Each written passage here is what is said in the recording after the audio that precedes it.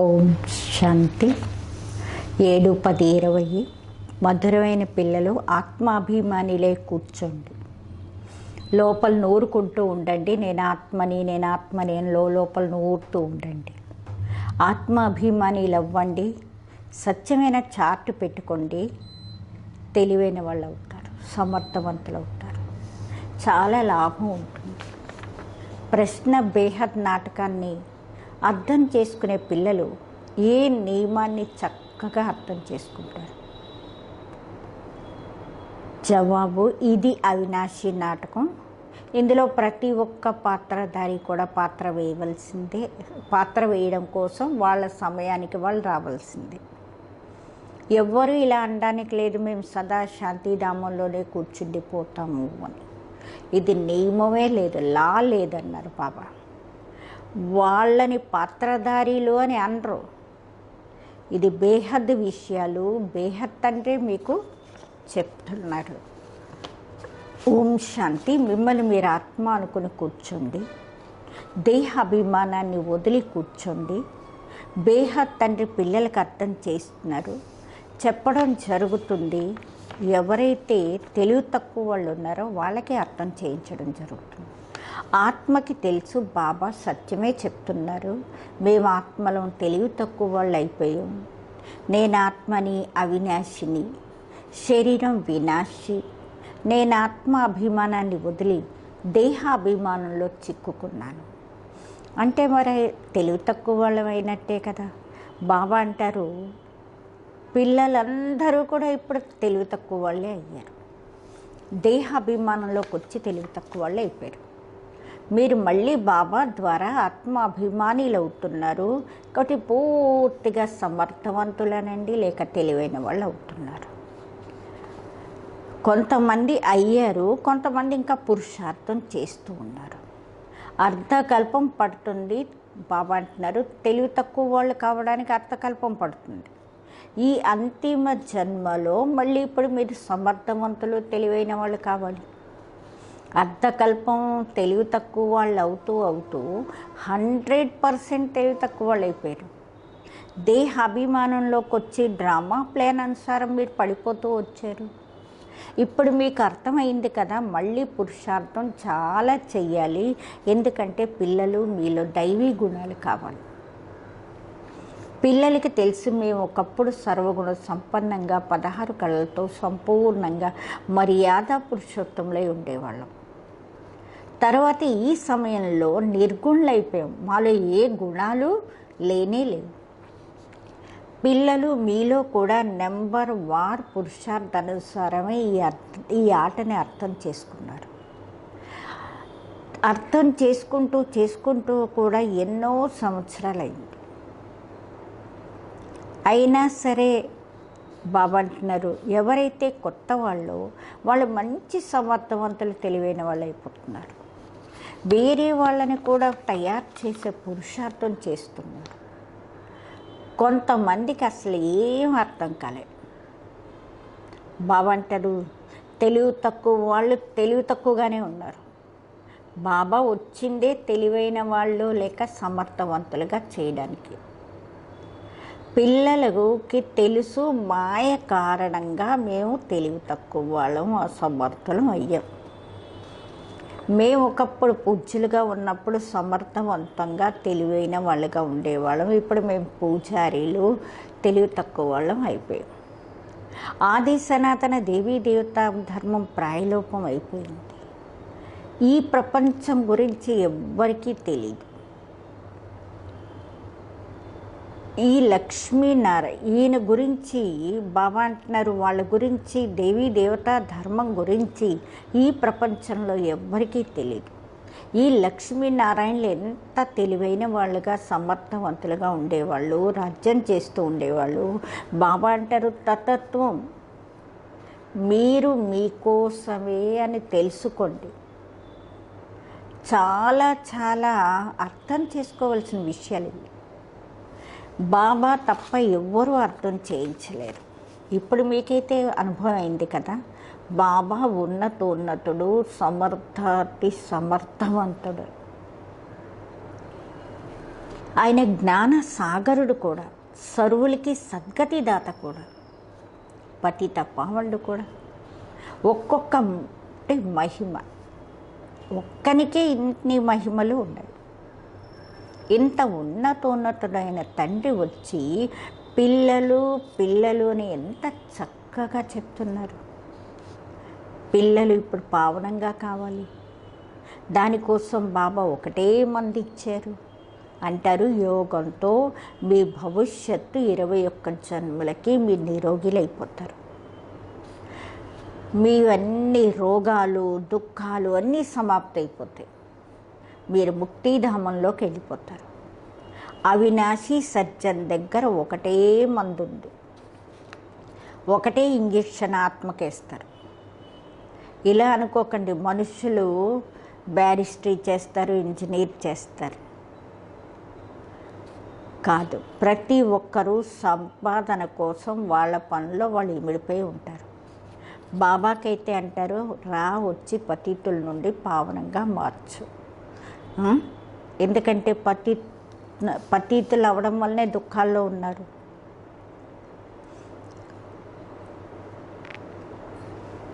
ఇక్కడ కొంతమంది బాబా అంటున్నారు, శాంతిధామంలో పావన ప్రపంచం అని దాన్ని అనరు. శాంతిధామాన్ని పావన ప్రపంచం అనరు, స్వర్గాన్ని పావన ప్రపంచం అంటారు. ఇది కూడా చెప్పడం జరుగుతుంది. మనుషులు శాంతి సుఖం రెండు కోరుకుంటారు. సత్యాతి సత్యమైన శాంతి ఎక్కడ ఉంటుందంటే, ఎప్పుడైతే మీకు శరీరమే ఉండదో దానిని అంటారు. ఎక్కడైతే మీకు శరీరం ఉండదో దాన్ని శాంతిధామం అంటారు. చాలామంది శాంతిధామంలో ఉండిపోతాము అంటారు, కానీ అది లా లేదు శాంతిధామంలో ఉండిపోవడానికి. వాళ్ళు పాత్రధారులు కాదు. శాంతిధామంలో ఉండిపోతే పాత్రధారులు ఎలా అయ్యారు? పిల్లలు నాటకాన్ని ఇప్పుడు మీరు అర్థం చేసుకున్నారు కదా. ఎప్పుడైతే యాక్టర్లకి పాత్ర ఉంటుందో అప్పుడే బయట స్టేజ్ మీదకి వచ్చి పాత్ర వేస్తారు. ఈ బేహద్ విషయం, ఇవన్నీ బేహద్ అంటే మనకు అర్థం చేయిస్తున్నారు. జ్ఞాన సాగరుడు కూడా, జ్ఞాన సాగర అని కూడా ఆయన్నే అంటారు. సర్వులకు సద్గతి దాత పతిత పావన్. సర్వుల్ని పావనంగా మార్చేది బాబా అంటున్నారు, తత్వాలు కాదు. నీళ్ళు అవి అన్నీ తత్వాలే, అవి ఎలా సద్గతి ఇస్తాయి? ఆత్మే పాత్ర వేస్తుంది. హఠయోగం యొక్క పాత్ర కూడా ఆత్మే వేస్తుంది. ఈ విషయాలన్నీ ఎవరైతే సమర్థవంతులై తెలివైన వాళ్ళు ఉంటారో వాళ్ళకే అర్థమవుతుంది. బాబా ఎంతలాగా అర్థం చేయిస్తున్నారు. ఏదైనా ఇలాంటి యుక్తి ఆలోచించండి, మనుషులకి ఎలా చెప్తే అర్థమవుతుంది. ఎలా పూజ్యుల నుండి పూజారీలు అయ్యారు. పూజ్యులు బాబా అంటున్నారు, పూజ్యులుగా ఉండేవారు కొత్త ప్రపంచంలో, పాత ప్రపంచంలో పూజారీలు అయ్యారు. పాముల్ని పూజ్యులని, పతితుల్ని పూజారీలు అంటారు. ఇక్కడైతే అందరూ పతితులే, ఎందుకంటే వికారాలతోనే జన్మ తీసుకున్నారు.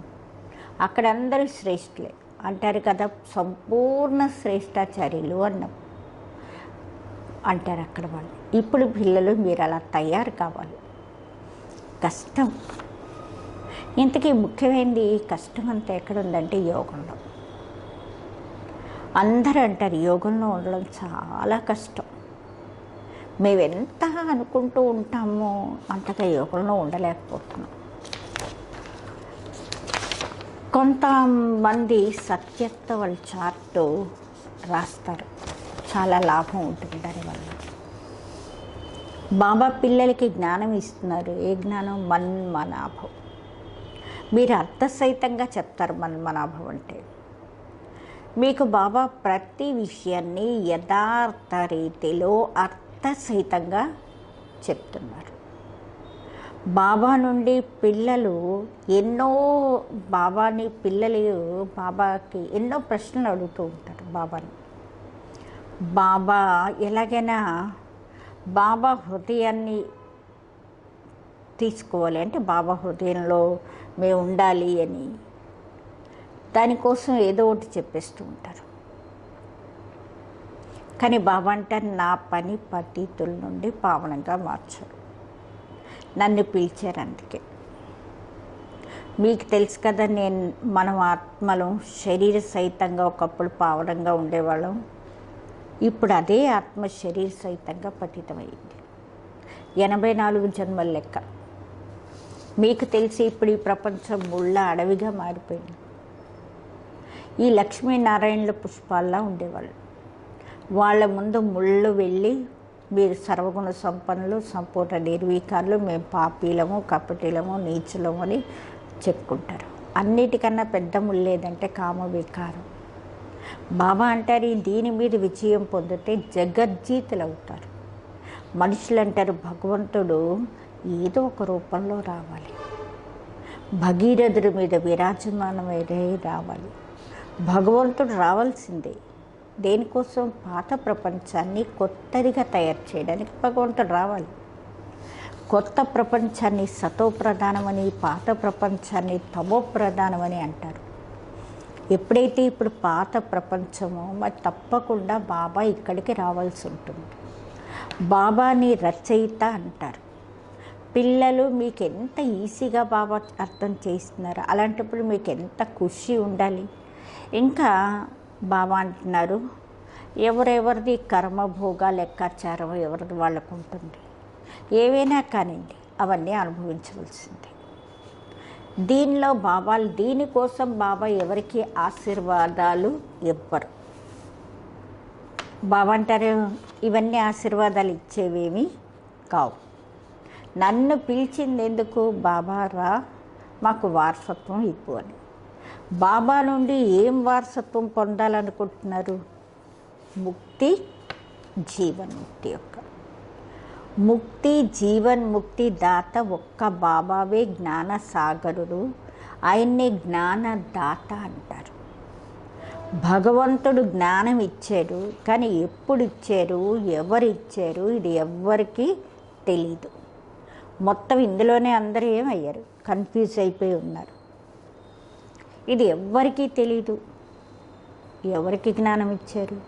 ఇప్పుడు ఈ బ్రహ్మ కూర్చున్నారు, ఈయనకి తెలిసింది నేనే నారాయణుడిగా ఉండేవాళ్ళని. తర్వాత 84 జన్మలు తీసుకున్నాను. ఈయన నెంబర్ 1లో ఉండేవారు.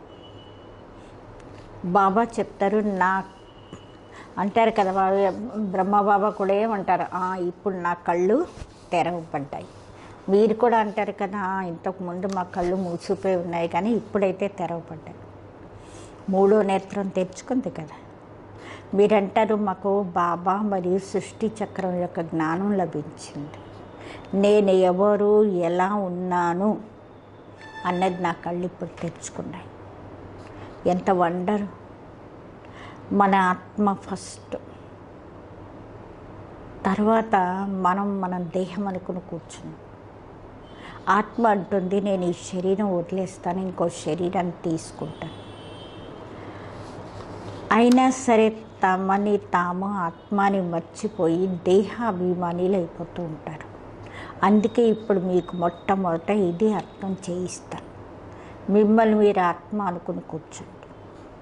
లోపల నూరుకుంటూ ఉండండి, నేను ఆత్మని లోపలేం చేయాలి, నూరుకుంటూ ఉండాలి. ఆత్మని అనుకోకపోవడం వల్లే బాబాని మీరు మర్చిపోతూ ఉంటారు. ఫీల్ అవుతారు, అనిపిస్తుంది నిజమే, గడికి దేహాభిమానంలోకి వచ్చేస్తున్నామని. కష్టపడాలి. మరి ఇక్కడ కూర్చున్నప్పుడైనా ఆత్మాభిమానిలే కూర్చోవాలి కదా. బాబా అంటారు, నేను పిల్లలు మీకు రాజ్యం ఇవ్వడానికి వచ్చాను. అర్థకల్పం మీరు నన్ను స్మృతి చేశారు. ఏదైనా విషయం మీ ముందుకు వచ్చిందంటే అయ్యో రామా, ఓ ఈశ్వరా అంటారు. కానీ ఆ ఈశ్వరుడు, రాముడు ఎవరు అన్నది ఎవరికి తెలియదు. కాబట్టి మీరు వాళ్ళకి సిద్ధి చేసి, అంటే ప్రూఫ్ చేసి చెప్పాలి. జ్ఞానసాగరుడు, పతిత పావనుడు, సర్వుల సద్గతి దాత, త్రిమూర్తి, పరంపిత పరమాత్మ శివుడు. బ్రహ్మ విష్ణు శంకర్లు ముగ్గురు జన్మ కలిపే ఉంటుంది. ఒట్టి శివ జయంతి కాదు, త్రిమూర్తి శివ జయంతి. తప్పకుండా ఎప్పుడు శివ జయంతి ఉంటుందో బ్రహ్మ జయంతి ఉంటుంది. శివ జయంతి చేసుకుంటున్నారు అంటే బ్రహ్మ ఏం చేశారు? లౌకిక, పారలౌకిక, ఈయన అలౌకిక తండ్రి. ఈయన ప్రజాపిత బ్రహ్మ. బాబా అంటారు కొత్త ప్రపంచం కోసం ఇది కొత్త జ్ఞానం ఇప్పుడు మీకు లభిస్తున్నది. తర్వాత మళ్ళీ ఇది ప్రాయలోపం అయిపోతుంది. దీని రచయిత బాబా. బాబా అంటారు ఎవరికైతే రచయితైన బాబాని కానీ రచన యొక్క జ్ఞానం తెలీదు అంటే వాళ్ళు అజ్ఞానీలు. ఎవరి దగ్గర ఈ జ్ఞానం లేదో వాళ్ళు అజ్ఞానీలు. అజ్ఞానం నిద్రపోతూ ఉన్నారు. జ్ఞానంతో పగలు, భక్తితో రాత్రి. శివరాత్రి అంటే అర్థం తెలుసుకోరు. అందుకే దానికి హాలిడే కూడా ఎగరగొట్టేశారు ఇవ్వకుండా. ఇప్పుడు మీకు తెలుసు బాబా వచ్చారు అందరి జ్యోతుల్ని వెలిగించడం కోసం. మీరు దీపాలు అవి వెలిగిస్తారు అనుకుంటారు, ఏదైనా వీళ్ళది పెద్ద రోజు అనుకుంటారు, దీపం పెడతారు. ఇప్పుడు మీరు వెలిగించేది ఏదైనా వెలిగించారు అంటే అర్థసహితంగా వెలిగిస్తారు. వాళ్ళకి ఏమైనా తెలుసా? మీ స్పీచ్లతో పూర్తిగా మీరు ఎంత స్పీచ్లు ఇచ్చినా వాళ్ళకి పూర్తిగా అర్థం కాదు. ఇప్పుడు మొత్తం విశ్వంలోనే రామన్ రాజ్యం. ఇక్కడ మనుషులు ఎంత దుఃఖీలై ఉన్నారు. రిద్ధి సిద్ధి వాళ్ళు చాలా బాధ పెట్టేస్తూ ఉంటారు.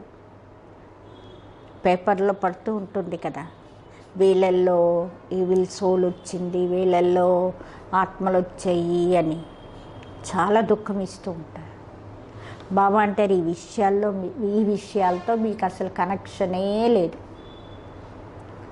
బాబా డైరెక్ట్ విషయం చెప్తారు. పిల్లలు మీరు ఇప్పుడు నా స్మృతి చెయ్యండి, మీరు పావనంగా మారిపోతారు, మీ దుఃఖాలన్నీ దూరం అవుతాయి. అచ్చా మీఠే మీఠే सिखलदे बच्चों प्रति माता पिता बाप दादा का याद प्यार और गुड मॉर्निंग.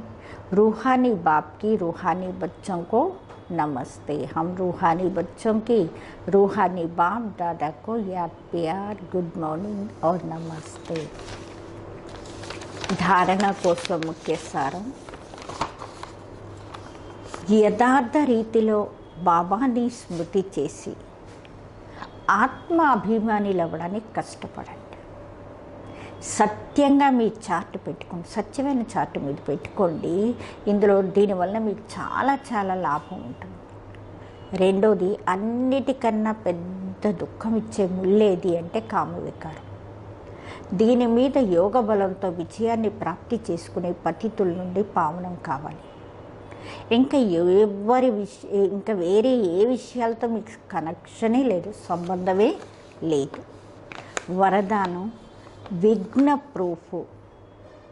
చమ్కీలి ఫరిస్తా డ్రెస్ని ధారణ చేసుకుని సదా విఘ్న వినాశకులు కండి.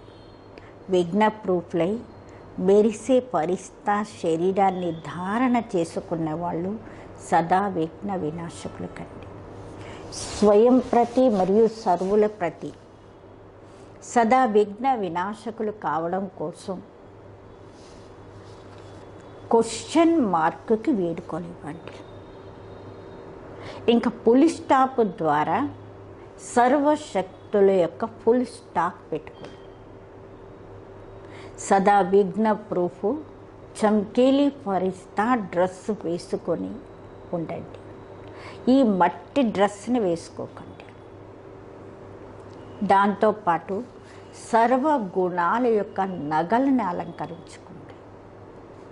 సదా అష్టశక్తుల శస్త్రధారీలు సంపన్నంగా, అంటే అష్టశక్తుల యొక్క అస్త్రాలన్నిటితో సంపన్నంగా అలాంటి మూర్తిగా అయి ఉండండి. గుణాలన్నీ నగలేసుకోండి, అష్టశక్తులు అస్త్రాలను పెట్టుకోండి. అలాంటి సంపన్న మూర్తులై ఉండండి. ఇంకా కమల పుష్ప ఆసనం మీద ఉండి మీ శ్రేష్ఠ జీవితం అనే పాదాన్ని కమల పుష్పాసనం మీద పెట్టండి. స్లోగనం అభ్యాసం మీద పూర్తి అటెన్షన్ పెట్టినట్లయితే ఫస్ట్ డివిజన్లో నెంబర్ వస్తుంది. ఫస్ట్ డివిజన్లో నెంబర్ వస్తుంది. ఇప్పుడు అభ్యాసం మీద పూర్తి అటెన్షన్ పెట్టండి. మాతేశ్వరీజీ యొక్క మహావాక్యాలు. ఇది ఈశ్వరీయ నాలెడ్జ్ సర్వ మనుష్యాత్మల కోసం. మొట్టమొదట బాబా అంటారు, మిమ్మల్ని మీరు తప్పకుండా మీలో ఒక ముఖ్యమైన పాయింట్ని మీ బుద్ధిలో, మీ ఆలోచనలో పెట్టుకోండి. ఎప్పుడైతే ఈ మనుష్య సృష్టి యొక్క వృక్షం యొక్క బీజరూపుడు పరమాత్ముడైనప్పుడు, ఆ పరమాత్మ ద్వారా ఏదైతే జ్ఞానం, నాలెడ్జ్ లభిస్తున్నదో అది తప్పకుండా అందరి మనుషుల కోసం అవుతుంది. అన్ని ధర్మాల వాళ్ళకి జ్ఞానం తీసుకునే అధికారం ఉంది. మొట్టమొదట బాబా అంటారు, మీ ఆలోచనలో ఒక ముఖ్యమైన పాయింట్ పెట్టుకోండి. ఎప్పుడైతే మన సృష్టి వృక్షానికి బీజరూపుడు పరమాత్ముడో, ఆ పరమాత్మ ద్వారా ఏదైతే జ్ఞానం ప్రాప్తిస్తుందో అది మనుషులందరికీ తప్పనిసరి, అది మనుషులందరి కోసం. అన్ని ధర్మాల వాళ్ళకి జ్ఞానాన్ని తీసుకునే అధికారం ఉంది. భలే ప్రతి ఒక్క ధర్మం యొక్క వాళ్ళ జ్ఞానాలు వాళ్ళకు ఉండొచ్చు. ప్రతి ఒక్కరి యొక్క శాస్త్రాలు ఎవరి వాళ్ళకు ఉండొచ్చు. ప్రతి ఒక్కరి యొక్క మతం ఎవరి మతం వాళ్ళకు ఉండొచ్చు. ప్రతి ఒక్కరి యొక్క స్వభావ సంస్కారాలు కూడా ఎవరి వాళ్ళకు ఉండొచ్చు. కానీ ఈ జ్ఞానం మటుకు అందరి కోసం. భలే వాళ్ళు ఈ జ్ఞానాన్ని మీరు తీసుకోలేకపోవచ్చు, మన వంశంలోకి రాని వాళ్ళు కావచ్చు. కానీ అందరికీ తండ్రి అవడం కారణంగా ఆయనతో యోగం పెట్టుకున్నట్లయితే తప్పకుండా పవిత్రులవుతారు. ఈ పవిత్రత కారణంగా వాళ్ళ సెక్షన్లో తప్పకుండా వాళ్ళు మంచి పదవి పొందుతారు. ఎందుకంటే యోగం అయితే మనుషులందరూ నమ్ముతారు యోగాన్ని. చాలామంది మనుషులు ఇలా అంటారు, మాకు ముక్తి కావాలి. ఒకవేళ శిక్షల నుండి తప్పించుకుని ముక్తులయ్యే శక్తి ఈ యోగం ద్వారానే లభిస్తుంది. శిక్షల నుండి తప్పించుకుని ముక్తులయ్యే యుక్తి, శక్తి అనండి ఈ యోగంతోనే లభిస్తుంది. అజపం అంటే నిరంతరం ఈశ్వరీయ స్మృతి. ఇదేదైతే అంటారు కదా, శ్వాసలో అలా జపం జపిస్తూనే ఉండండి, దాని యథార్థమైన అర్థం ఏమిటి? ఎప్పుడైతే మనం అంటాం కదా జపం అంటే దీని యథార్థ అర్థం జపం లేకుండా శ్వాస మీ బుద్ధి యోగాన్ని మీ పరంపిత పరమాత్ముడి మీద నిరంతరం పెట్టుకోండి. జపం చేయకుండా బుద్ధి యోగాన్ని నిరంతరం పరమాత్మ మీద పెట్టుకోండి. ఇది ఈశ్వరీయ స్మృతి. శ్వాసలో కంటిన్యూ నడుస్తూ ఉండాలి. ఆ నిరంతర ఈశ్వరీయ స్మృతినే అజపం అంటారు. అంతేగాని నోటితో ఊరికే జపించుకోవడం కాదు, రామ అనడం, లోపల ఏదో ఒక మంత్రాన్ని ఊరికే వర్లించుకుంటూ ఉండడం, అది నిరంతరం పనిచేయదు. వాళ్ళు అనుకుంటారు మా నోటితో మంత్రాన్ని ఉచ్చారణ చెయ్యము, కానీ లోపల మనసులో ఉచ్చరించుకుంటూ ఉంటాం. అదే అజపం. మనసులో అనుకోవడమే అజపం అంటారు. కానీ బాబా అంటున్నారు, ఇది సహజమైన సహజంగా ఇది ఒకటే ఆలోచించవలసిన విషయం. ఎక్కడ బాబా అంటారు జప్ అన్న మాట వస్తుందో దాన్ని జపించవలసిన అవసరం లేదు.